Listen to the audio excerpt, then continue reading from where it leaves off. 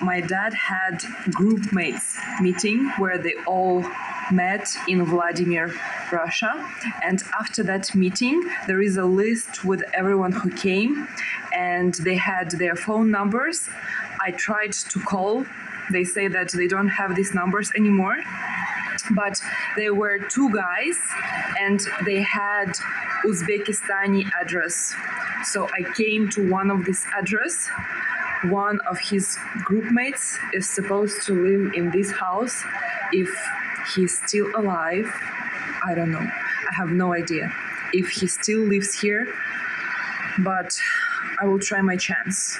Maybe he's somewhere here and I can talk to him.